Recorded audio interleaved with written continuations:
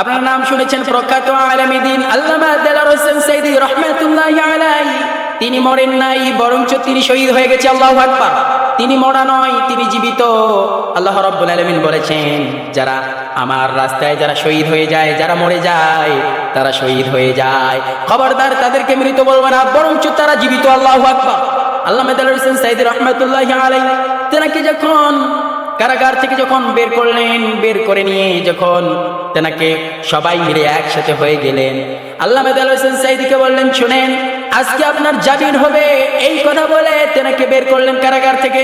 বের করিয়ে যখন গাজীপুরে নিয়ে আসলেন, তার সাথে কত সুন্দরভাবে কথা বলেছেন, সেই কোরআনের পাখির সাথে কথা বলেছেন, এবং কি সুন্দরভাবে অ্যাম্বুলেন্স থেকে বের হয়ে মানুষদেরকে জাতির সামনে সালাম জানালেন, এমন সুন্দর মুস্কি হাসি দিলেন, মনে হয় সেটা আজও পর্যন্ত হৃদয়ে নাড়া দেয়। মনে হয় চাঁদের চেয়ে মুস্কি হাসি, চাঁদ যেমনি ভাবে হেসে ওঠে, সেইভাবে আল্লামা দেলাওয়ার হোসেন সাঈদীর মুখ থেকে এত সুন্দর একটা হাসি পেলাম, যেটা আজও পর্যন্ত হৃদয়টা নাড়া দিয়ে দেয়।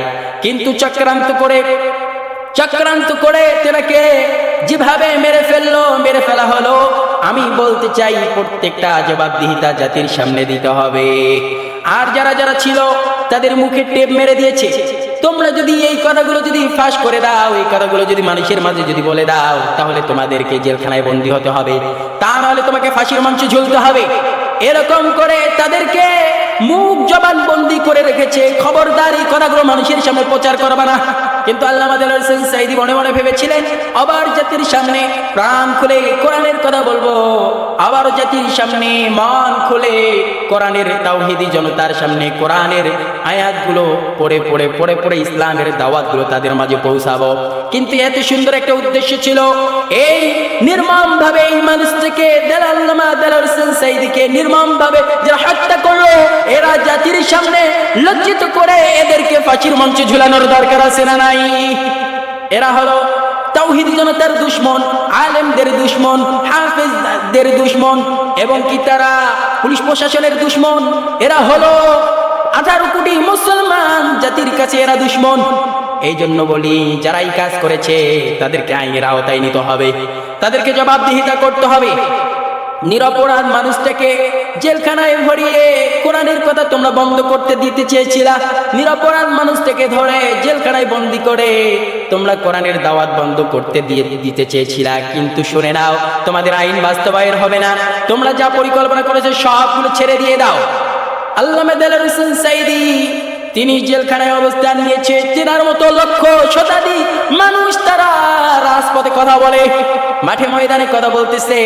কিন্তু যিনি কোরআনের পাখি 50টি বছর কোরআনের দাওয়াত দিল, ইসলামের কথা বলল, তাওহীদের কথা বলল, রিসালাতের কথা বলল, আখিরাতের কথা বলল, প্রত্যেকটা কথা মনে হয় রব্বুল আলামিন তিনি তেনার কানে পৌঁছায় দেয়। আর আল্লামা দেলাওয়ার হোসেন সাঈদী আমাদের সামনে সেগুলো পেশ করতেছে। আল্লাহু আকবার। কি না ছিলেন একজন আজীব একজন মানুষ। আল্লাহ তাআলা তেনাকে এমন জ্ঞান ইলম দান করেছেন, যিনি মক্কার মধ্যে তিনি কাবা শরীফে ঢুকবে, কোনো পারমিশন নাই, পারমিশন ছাড়াই তিনি যেতে পারবেন। আল্লাহ তাআলা কি সম্মান তাকে দিয়েছে। আমরা দোয়া করি, আল্লাহ তেনার কবরটাকে তুমি জান্নাতের বাগান বানায় দাও। চিল্লায় বলেন আমিন। আল্লামা সাঈদী তুমি মরণি, শহীদ হয়েছ তুমি এটাই জানি, শহীদ হয়েছ তুমি এটাই জানি। আল্লামা সাঈদী তুমি মরণি, শহীদ হয়েছ তুমি এটাই জানি, শহীদ হয়েছ তুমি এটাই জানি। কারাগারে কেটেছিলে 13টি বছর, জালিম কেঁপেছে তোমায় দেখে থর থর।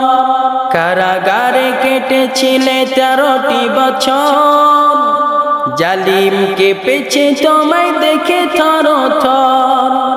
তুমি যে ছিলে মোর নয়নমণি, তুমি যে ছিলে মোর নয়নমণি, শহীদ হয়েছ তুমি এটাই জানি। আল্লামা সাঈদী তুমি মরণি, শহীদ হয়েছ তুমি এটাই জানি, শহীদ হয়েছ তুমি এটাই জানি।